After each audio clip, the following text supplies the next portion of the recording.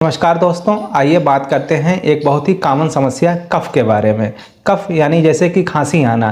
खांसी बहुत सी तरीके की होती है, जैसे कि बलगम के साथ खांसी आती है, सूखी खांसी आती है। दोस्तों, एक तरीके का कफ होता है जैसे पैरोक्सिमल कफ कहते हैं, जैसे कि किसी को खांसने के बाद आप हमारी टोन पे ध्यान दीजिएगा, जैसे कि